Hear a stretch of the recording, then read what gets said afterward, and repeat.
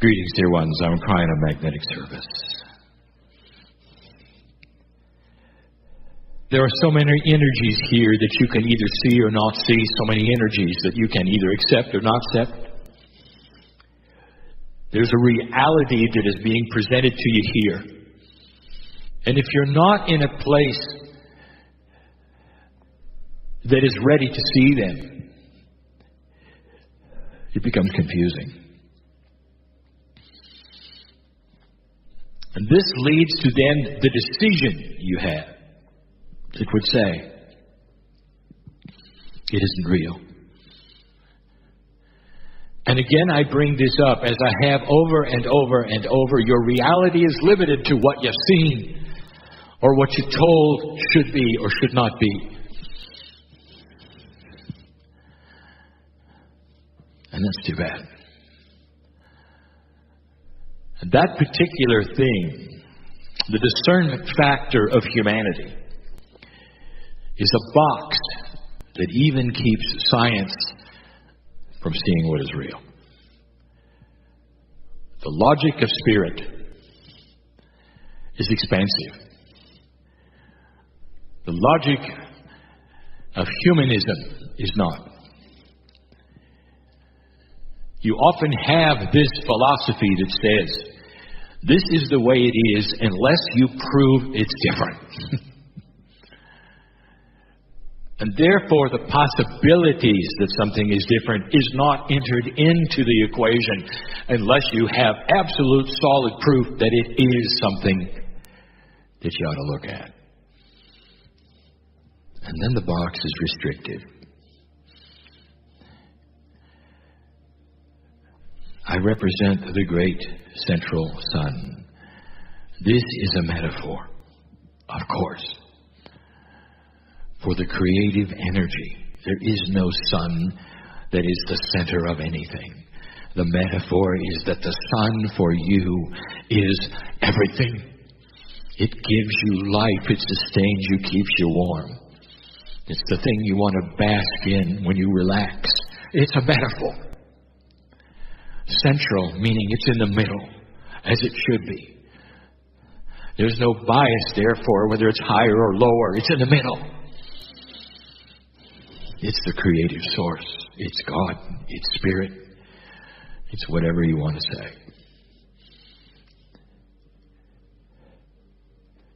And I want to tell you, the logic of God is so much larger. Because Spirit is the master physicist.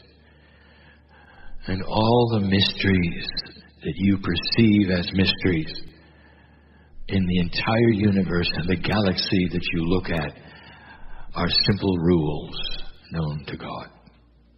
Simple.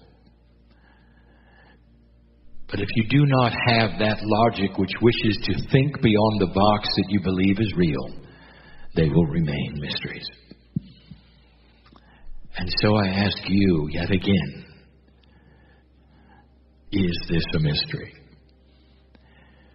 Is the man in the chair giving you cryptic information from a source that you question? And what is it you would do with it? And let me put this into perspective, my perspective. You have a meeting with a brother you have not seen for a long time and you want to catch up. Oh, it's so good to see him. He starts talking about things that are magical and mysterious that he's seen and done. Oh, it's so good to sit in his presence and you feel family. Or do you? Or do you say to him, well, I haven't been where you've been, so I question what you're telling me? Or do you say, you know, you've gotten older, so I don't really know whether you're my brother because you look different than I thought you would. I'm not even sure you're my brother. And you get up from the table and you leave. And you feel pretty good about your logic, don't you? And there will be those who will leave the room today feeling pretty good about their logic. There was no discernment past what you expected, was there? And this is where I give you the invitation yet again. Can you open up just for a day and see whether the energy makes sense to parts of your body you're not even sure you have? The discernment engine, the spirituality, the beauty of family. I want you to sit with your brother and listen, because all I have ever had for you is love. All. In 26 years, I've never asked you to do anything out of integrity of what a human would do. In 26 years, I've never asked you to join anything.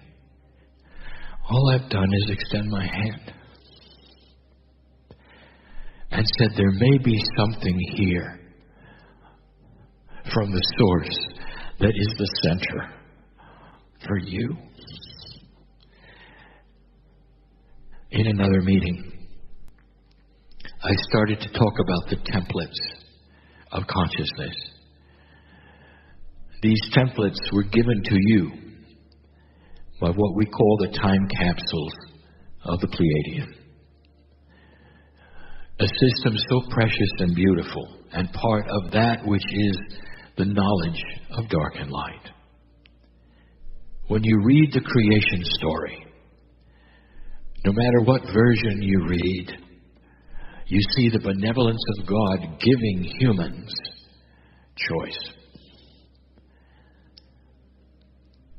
Some of the stories have been altered to reflect low consciousness. That when you project what the galaxy may be like when you visit it, all you're going to see is war. You better take your weapons, right?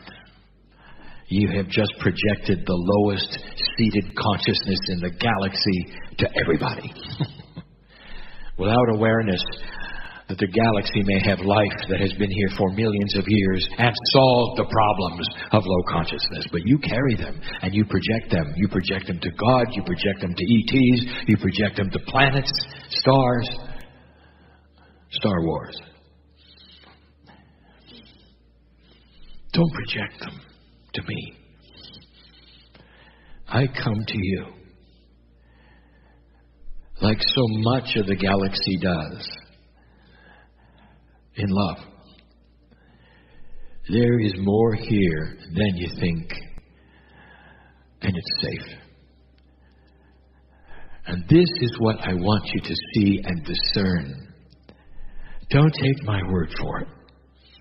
Oh, dear ones, there was a time when this whole idea of my partner channeling was a bit iffy. Because he didn't believe it. And all I did was give him love. And he didn't believe it.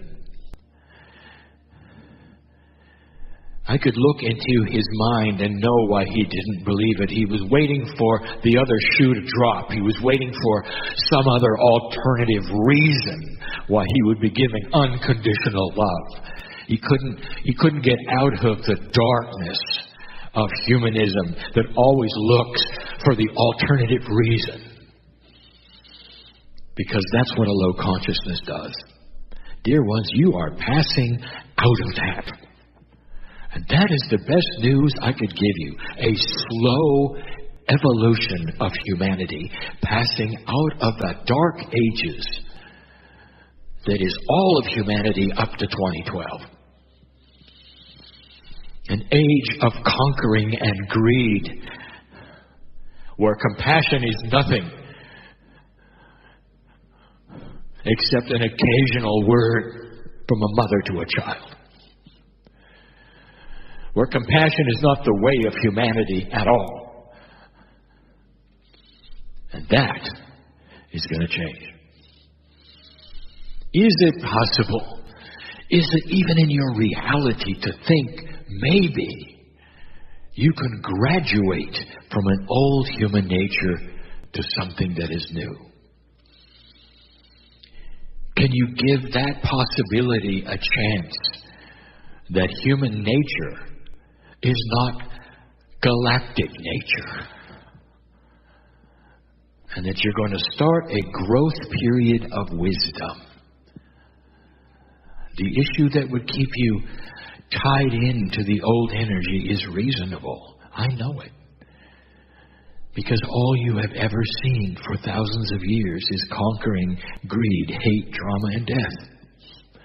And I come along and tell you it's shifting. It's a stretch, isn't it? Especially when you look at your news, isn't it? The old energy is fighting so hard right now to take everything back to the way it was. And it's going to fight you globally, internationally. It's going to fight you domestically and personally. It wants to beat you up in personal ways, make you tired and give in and say, oh, nothing is ever going to change, therefore I won't look anymore. There is no spiritual thing that is any different than it ever was, therefore I will stop looking. And dear ones, if you do that, then the enemy has won. The old soul carries a light quotient which is enormous. And what I mean by that is every single old soul in the room holds a box of light that is incredible, and it's just peeking out of the crack at the moment for what you could do. And this light is a metaphor for a higher consciousness of wisdom that is going to change your life, make you live longer. You won't have a choice. Because the light will cure you, even of aging. Dear ones, that is what is ahead. And so it is.